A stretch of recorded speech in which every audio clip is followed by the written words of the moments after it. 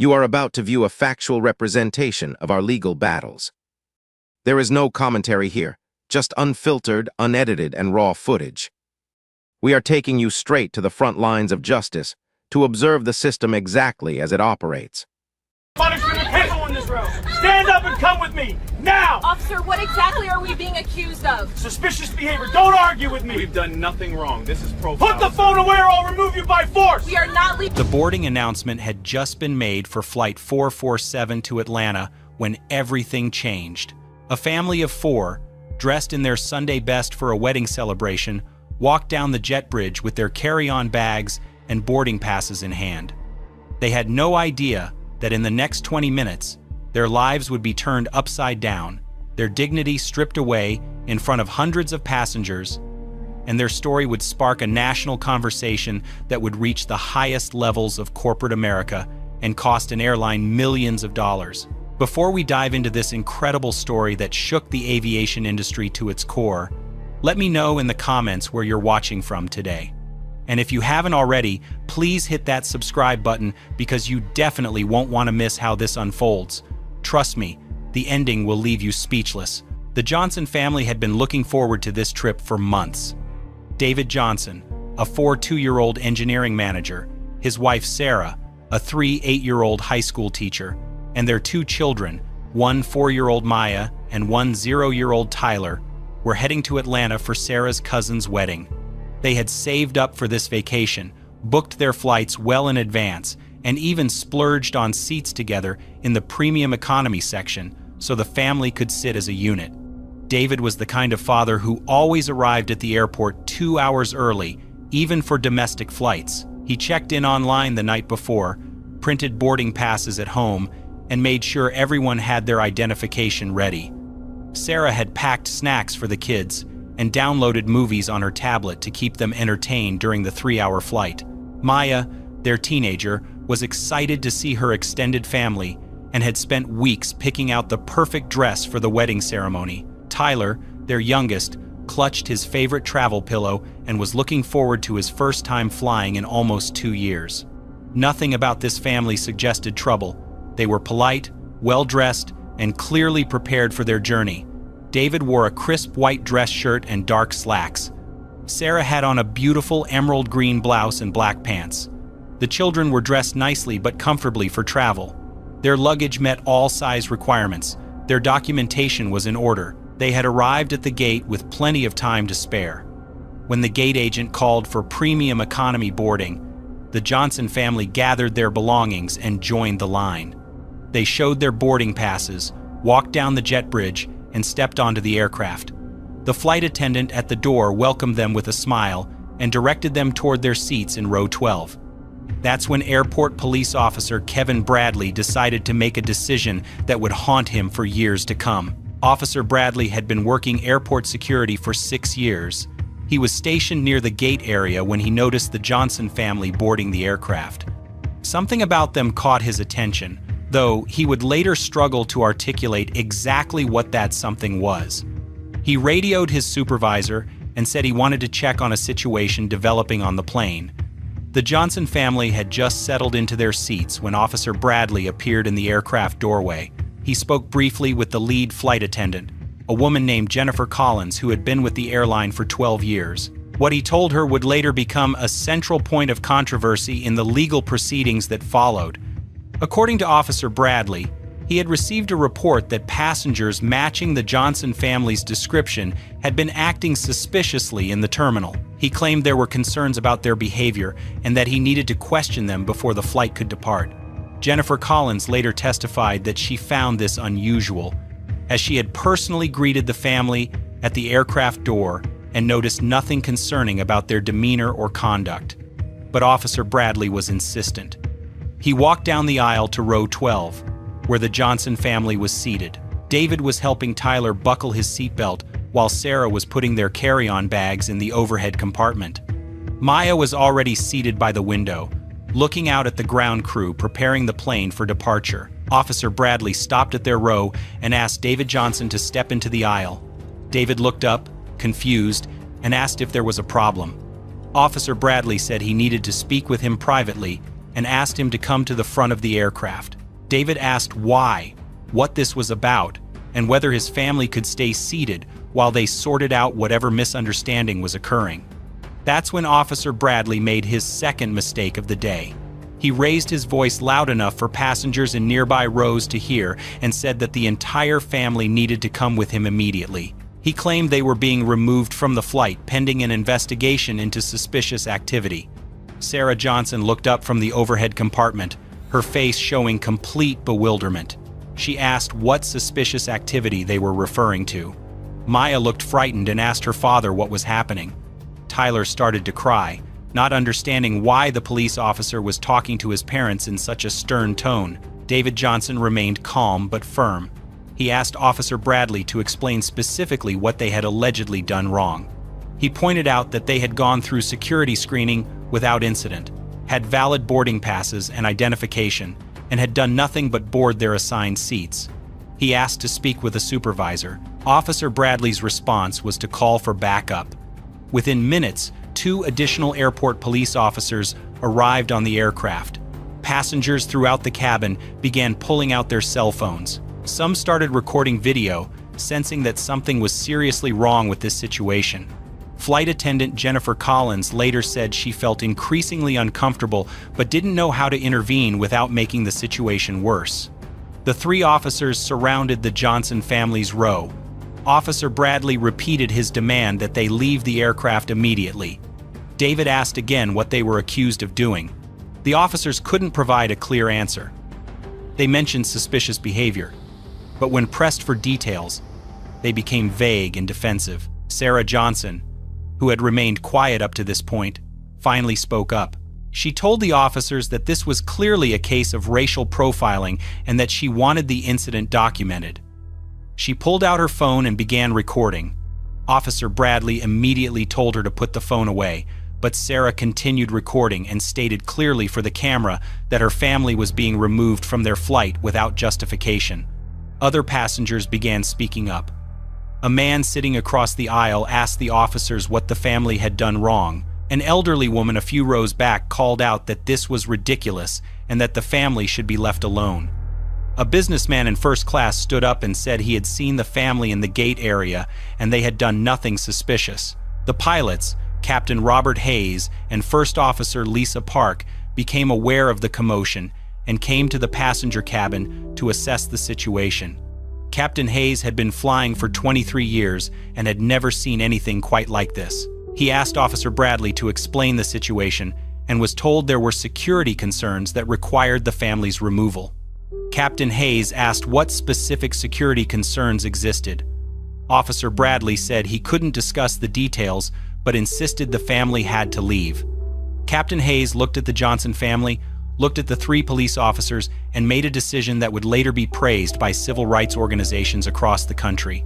He told Officer Bradley that unless he could articulate specific criminal activity or legitimate security threats, the family would not be removed from his aircraft. He said that as the pilot in command, he had the authority to determine who could and could not fly on his plane, and he saw no reason why the Johnson family should not be allowed to travel. This is where the situation escalated dramatically. Officer Bradley, now feeling challenged in front of dozens of witnesses and passengers recording video, made his third and most costly mistake of the day. He told Captain Hayes that the family was being removed whether he liked it or not, and that if the captain interfered, he would be arrested as well. The entire passenger cabin fell silent. Everyone understood they were witnessing something extraordinary. A pilot standing up to police officers to protect passengers who were clearly being targeted unfairly. Captain Hayes calmly told Officer Bradley that he would not allow his passengers to be removed without proper justification, and that if the officers wanted to pursue this further, they could speak with airline management and federal aviation authorities on the ground. Officer Bradley's supervisor, Sergeant Michael Torres, finally arrived on the scene. Sergeant Torres had been with airport police for 15 years and immediately recognized that the situation had spiraled out of control. He spoke privately with Officer Bradley and the other officers, then approached Captain Hayes and the Johnson family. What happened next would become the turning point that transformed this from a local incident into a national scandal that would cost careers, millions of dollars, and forever change how airlines handle passenger disputes involving law enforcement. But before we get to that explosive confrontation and the shocking video that went viral within hours, I want to know what you think about this situation so far. Have you ever witnessed something like this while traveling? Type "witnessed" in the comments if you have, and let me know what you saw. The Johnson family's story was just beginning, and what happened next would prove that sometimes, when people stand up for what's right, justice can actually prevail. The tension in that aircraft cabin was about to reach a breaking point, and the decisions made in the next few minutes would change everything for everyone involved. Sergeant Torres approached the situation with the confidence of someone who thought he could quickly resolve what he saw as a minor misunderstanding. He was about to learn just how wrong he was. Sergeant Torres walked up to Captain Hayes with the kind of swagger that comes from years of dealing with what he considered to be routine passenger disputes. He had handled hundreds of these situations before, and in his mind, this was just another case of someone making a big deal out of standard security procedures. He was confident he could smooth things over and get the flight back on schedule within minutes. He could not have been more wrong about what he was walking into. Torres introduced himself to Captain Hayes and suggested they step aside to discuss the situation privately. Captain Hayes declined, stating that whatever needed to be said could be said in front of the Johnson family, since they were the ones being affected by these actions. Torres looked around the cabin and seemed to notice for the first time just how many passengers were recording the interaction with their phones. He asked the passengers to stop filming, explaining that this was a security matter. Several passengers refused, pointing out that they were in a public space and had every right to document what was happening. One passenger, a lawyer traveling for business, loudly stated that citizens have the right to record police officers performing their duties. Torres turned his attention to the Johnson family, who remained seated in their row while this drama unfolded around them. He told them that there had been a misunderstanding and that if they would just come with him to answer a few questions, they could probably get this sorted out quickly and catch the next flight to Atlanta. Sarah Johnson had been recording the entire interaction on her phone. She looked directly at Sergeant Torres and asked him to explain on camera what specific crime or suspicious activity her family was accused of committing. Torres hesitated, glanced at Officer Bradley, and said they had received reports of concerning behavior in the terminal. David Johnson stood up in the aisle and faced Torres directly. He spoke in a clear, calm voice that carried throughout the cabin. He said his family had done nothing wrong, had committed no crimes, violated no regulations, and were not leaving this aircraft unless they were placed under arrest and told what charges they were facing. The confrontation was reaching a critical moment when something unexpected happened. Dr. Amanda Foster, a passenger sitting in first class, stood up and walked toward the back of the plane. Dr. Foster was a prominent civil rights attorney who had spent the last 15 years handling cases involving police misconduct and racial profiling. She had been quietly observing the situation and finally decided she needed to intervene. Dr. Foster approached Sergeant Torres and handed him her business card. She introduced herself and informed him that she was an attorney specializing in civil rights law. She told him that she had been watching the entire interaction and that what she was witnessing appeared to be a clear case of racial profiling and unlawful detention. Torres looked at the business card, then at Dr. Foster, then at the dozens of phone cameras pointed in his direction. For the first time since arriving on the aircraft, he seemed to understand that this situation had grown far beyond a simple passenger removal. Dr. Foster continued speaking in a clear, professional tone that everyone in the cabin could hear. She explained that the Johnson family had not been accused of any specific crime, had not been told what law they had violated, and were being detained without probable cause. She said that if the officers proceeded with removing the family without proper justification, they would be violating the family's constitutional rights under the 4th and 14th Amendments. The legal implications of what she was saying were not lost on Sergeant Torres. He had been through enough training to know that unlawful detention and civil rights violations could result in serious consequences for both him personally and the police department. But he was also in a difficult position, because Officer Bradley had initiated this confrontation. Other officers were involved, and backing down now would be embarrassing. Torres made a decision that would prove to be just as costly as Bradley's original choice to target the family. Instead of de-escalating the situation, he doubled down. He told Dr. Foster that she needed to return to her seat and that this was police business. He said that the family was coming with them whether they liked it or not. That's when Captain Hayes stepped back into the conversation. He told Sergeant Torres that no passengers would be removed from his aircraft without proper legal justification. He said that as pilot in command, he had the final authority over who flew on his plane, and he was not authorizing the removal of the Johnson family. Torres responded by threatening to have the entire flight canceled and all passengers removed if Captain Hayes continued to interfere with police business.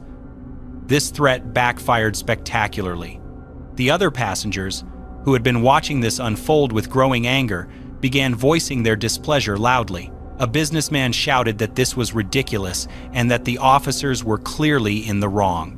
A mother traveling with her young children called out that she had been watching the Johnson family and they had done nothing suspicious. An elderly man said he had been flying for 60 years and had never seen anything so disgraceful in his life. The mood in the cabin was turning increasingly hostile toward the officers, and they could feel it. What had started as what Bradley thought would be a routine passenger interaction had become a public relations nightmare unfolding in real time in front of dozens of witnesses with cameras. Officer Bradley, who had remained largely quiet while his supervisor handled the situation, suddenly stepped forward and announced that the Johnson family was under arrest for interfering with airport security operations. This was his fourth and final mistake of the day, and it would prove to be the most expensive one of all. David Johnson immediately asked what law they had violated by sitting in their assigned seats. Officer Bradley couldn't provide a coherent answer. He began handcuffing David while Sarah continued recording and asking repeatedly what crime her husband was being charged with committing. The sight of David Johnson, a well-dressed father and husband, being handcuffed in front of his terrified children while seated on an airplane sent shockwaves through the cabin. Maya began crying and asking why they were hurting her father. Tyler was sobbing and clinging to his mother. Sarah was trying to comfort her children while continuing to document everything on her phone. Dr. Foster immediately announced that she was witnessing what appeared to be false arrest and imprisonment. She began dictating her observations into her own phone recording, creating a detailed legal record of everything she was seeing. Captain Hayes made the decision that would ultimately save his career and make him a hero to civil rights advocates nationwide. He announced to the cabin that he was calling federal aviation authorities and airline management to report what he described as the unlawful detention of passengers on his aircraft. He got on the aircraft's communication system and contacted air traffic control, requesting that federal aviation security personnel respond to his aircraft immediately. He stated that passengers were being unlawfully detained by local police and that he needed federal intervention. Within minutes, federal air marshals and TSA supervisors were boarding the aircraft. They found David Johnson handcuffed in the aisle, his wife recording while trying to comfort their crying children, 3 airport police officers unable to explain what crime had been committed, and an entire cabin full of angry passengers demanding that something be done about this obvious injustice. The federal officers immediately took control of the situation. They spoke with Captain Hayes, Dr. Foster, and several passengers who had witnessed the entire interaction from the beginning. They reviewed the video footage that multiple passengers had recorded. They questioned the airport police officers about what specific crime or security threat had justified their actions. When the federal officers couldn't get coherent answers from Bradley, Torres, and the other officers, they made a decision that shocked everyone involved. They ordered the airport police to release David Johnson immediately and informed them that they were the ones who would need to leave the aircraft. The federal officers apologized to the Johnson family on behalf of the airport and the aviation system. They assured them that what had happened was completely unacceptable and that there would be a full investigation. They offered to arrange alternative transportation if the family no longer felt comfortable flying. But David and Sarah decided they wanted to continue with their original travel plans. The airport police officers were escorted off the aircraft in front of all the passengers. As they walked down the aisle toward the door, several passengers called out comments about their conduct. Officer Bradley, in particular, looked humiliated and angry as he realized that his attempt to exert authority had backfired completely. But the real consequences for everyone involved were just beginning. As the aircraft finally prepared for departure, nearly 2 hours behind schedule, passengers were already uploading their videos to social media. The hashtags that would trend nationally were already being created. The news stories that would dominate headlines for weeks were already being written by passengers on their phones. The Johnson family had no idea that by the time their flight landed in Atlanta, their story would be viral, their videos would have millions of views, and their lives would be forever changed by what happened next. The airplane doors finally closed, and Flight 447 began its taxi to the runway.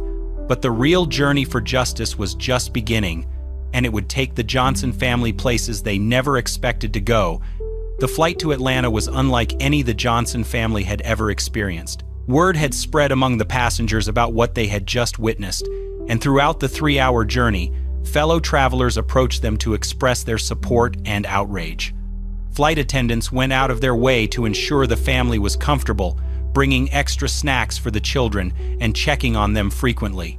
Sarah kept her phone charged and continued documenting their experience, knowing instinctively that their story was far from over. Maya had stopped crying but remained shaken by seeing her father in handcuffs. Tyler kept asking why the police officers had been mean to them. David tried to maintain his composure for his children's sake, but inside he was furious about the humiliation his family had endured. Dr. Foster spent part of the flight speaking with the Johnson family about their legal options. She explained that what they had experienced appeared to be a clear-cut case of racial profiling and civil rights violations. She offered to help them find representation and warned them that the coming weeks would likely be intense as their story gained public attention. By the time Flight 447 touched down in Atlanta, the videos from the aircraft had already been viewed hundreds of thousands of times. Passengers had been posting throughout the flight whenever the plane's Wi-Fi allowed, and the story was spreading rapidly across social media platforms. The Johnson family's phone started buzzing with notifications before they even reached the gate. News organizations were already reaching out for interviews. Civil rights groups were offering support. Legal firms were expressing interest in representing them. The hashtag Justice for Johnson Family was trending nationally. When they walked into the Atlanta terminal, they were met by Sarah's cousin Rebecca, who had come to pick them up. Rebecca had been following the story online and was shocked to learn that her family members were at the center of what was becoming a national controversy. The wedding they had come to Atlanta to attend was scheduled for the next day, but it was clear that their travel experience would overshadow the celebration. Family members gathered at Rebecca's house that evening, watching news coverage of the incident and trying to process what had happened. Meanwhile, back at the airport where their ordeal began, a firestorm was erupting. The videos showing David Johnson being handcuffed while his children cried had been viewed millions of times. News crews were stationed outside the airport demanding answers from police officials and airline executives. Officer Bradley found himself at the center of a national scandal. His name and face were being shared across the internet. His history of complaints and disciplinary actions was being investigated by journalists. His own family members were receiving angry messages from strangers who had seen the videos. Sergeant Torres was facing similar scrutiny. Internal affairs investigators were reviewing his decision-making during the incident. His supervisors were demanding explanations for why the situation had been allowed to escalate so dramatically. The airport police department was fielding hundreds of angry calls from the public. The airline was in full crisis management mode. Their corporate communications team was working around the clock to respond to the public outrage. Stock prices were dropping as investors worried about the long-term impact of the incident. Customer service departments were overwhelmed with complaints and cancellation requests. CEO Richard Hamilton had been pulled out of a board meeting to deal with what his staff described as a public relations catastrophe. He watched the videos in his office, surrounded by lawyers and communication specialists, and immediately understood that his company was facing a potential disaster that could take years to recover from. Hamilton made the decision to personally fly to Atlanta to meet with the Johnson family. This was unprecedented for a CEO of a major airline, but the situation demanded extraordinary measures. His legal team advised against it, warning that anything he said could be used against the company in future litigation. But Hamilton felt that a personal apology was necessary. The meeting took place at a downtown Atlanta hotel 2 days after the incident. Hamilton arrived with a small team of executives and lawyers. The Johnson family brought Dr. Foster and a local civil rights attorney who had offered to represent them. Hamilton began by offering a sincere apology to the family. He acknowledged that what had happened to them was completely unacceptable and that the airline bore responsibility for allowing airport police to remove paying customers without proper justification. He promised that changes would be made to prevent similar incidents in the future. David Johnson listened to the apology but made it clear that words alone would not be sufficient. He wanted accountability for the officers involved, policy changes at the airport, and compensation for the trauma his family had endured. He pointed out that his children were still having nightmares about seeing their father arrested. Sarah Johnson added that they wanted assurance that no other family would have to go through what they had experienced. She said the incident had shaken their faith in the justice system and made them question whether they were truly safe traveling in their own country. The legal negotiations that followed were complex and contentious. The Johnson family's attorneys documented the emotional trauma suffered by each family member. They gathered statements from the other passengers who had witnessed the incident. They reviewed airport security footage and communication records between police officers. The airline's legal team tried to argue that the company should not be held responsible for the actions of airport police officers who were not airline employees. But the Johnson family's lawyers countered that the airline had a duty to protect its passengers and had failed to intervene when law enforcement was clearly acting inappropriately. Federal investigators launched their own probe into the incident. The Department of Transportation opened an investigation into whether the airline had violated passenger rights regulations. The FBI began looking into potential civil rights violations by the airport police officers. Officer Bradley was placed on administrative leave pending the outcome of multiple investigations. His personnel file revealed a pattern of complaints from minority travelers that had been inadequately addressed by his supervisors.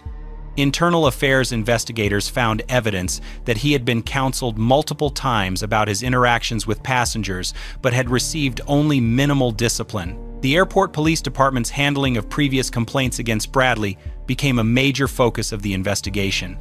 Records showed that 7 different passengers had filed complaints alleging racial profiling over the past 3 years. All of these complaints had been dismissed or resulted in minor disciplinary actions. Community leaders and civil rights organizations rallied around the Johnson family. Protest demonstrations were organized at the airport, demanding justice and policy reforms. Religious leaders called for boycotts of the airline until meaningful changes were implemented. The story continued to dominate news coverage for weeks.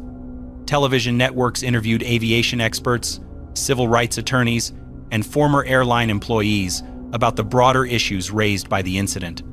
Editorial boards across the country published opinion pieces calling for better training and oversight of airport security personnel. The Johnson family found themselves thrust into the spotlight as reluctant spokespersons for airline passenger rights.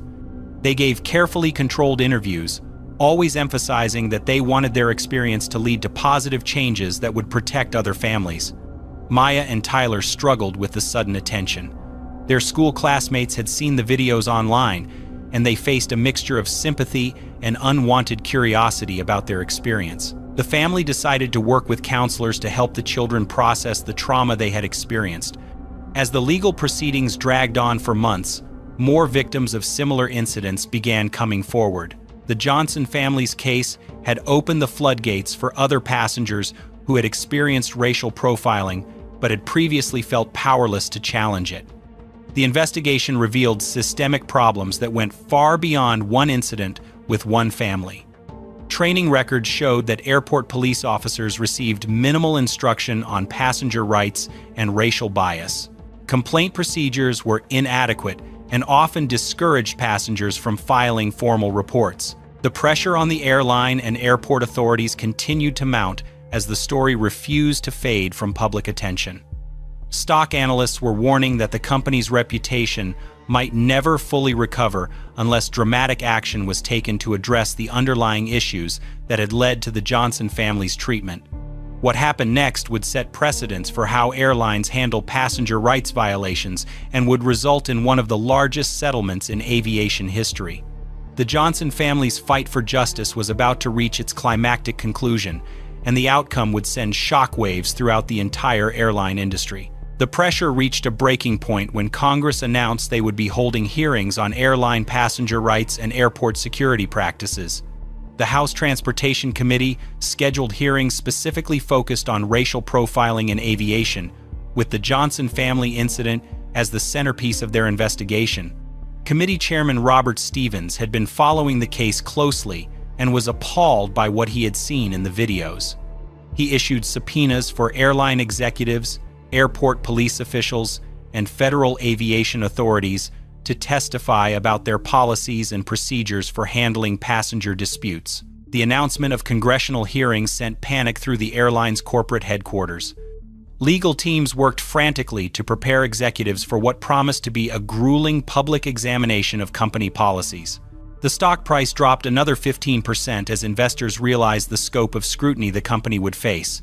Officer Bradley's situation deteriorated rapidly as the federal investigation expanded. FBI agents discovered that he had been using his position to target minority passengers systematically, often conducting unnecessary searches and detentions that followed a clear racial pattern. His text messages with other officers revealed conversations that contained explicitly racist language and jokes about harassing certain types of passengers. The Department of Justice announced they were considering federal civil rights charges against Bradley and potentially other officers involved in the incident. This raised the stakes dramatically, as federal charges could result in significant prison time rather than just administrative discipline or job loss. Sergeant Torres found himself under investigation not just for his role in the Johnson family incident, but for his failure to properly supervise Bradley despite years of complaints. Internal documents revealed that Torres had received multiple reports about Bradley's conduct, but had consistently minimized or dismissed them without proper investigation. The airline's insurance company began pressuring executives to settle the case quickly before the congressional hearings could inflict further damage on the company's reputation. Insurance adjusters calculated that the potential cost of ongoing litigation, combined with the impact on bookings and stock price, could exceed $50 million if the case dragged on much longer. CEO Hamilton found himself fighting for his own job as board members questioned whether he could effectively lead the company through this crisis. Emergency board meetings were called to discuss potential leadership changes and damage control strategies. Hamilton's 20-year career with the company was suddenly in jeopardy. The Johnson family's legal team had grown to include some of the most prominent civil rights attorneys in the country. They filed additional lawsuits against the airport authority, the police department, and individual officers involved in the incident. The legal strategy was to pursue maximum accountability and financial consequences for everyone who had played a role in the family's mistreatment. Public pressure continued to intensify as celebrity supporters began speaking out about the case. Professional athletes, entertainers, and political figures shared the videos and called for justice. The hashtag associated with the family's case was trending globally, bringing international attention to issues of racial profiling in American aviation. Airport employee unions began distancing themselves from the officers involved, stating that racial profiling violated their values and professional standards. Some airport workers came forward anonymously to report additional incidents of inappropriate conduct by Bradley and other officers that had previously gone unreported. The airline implemented immediate policy changes in an attempt to demonstrate good faith to investigators and the public. They announced new training programs for all employees on passenger rights and cultural sensitivity. They established a passenger advocate office to handle complaints about discriminatory treatment. They revised their contracts with airport police to include specific provisions about racial profiling, but these changes were seen by many as too little, too late. Civil rights organizations argued that cosmetic policy adjustments could not undo the systemic problems that had allowed the Johnson family's mistreatment to occur.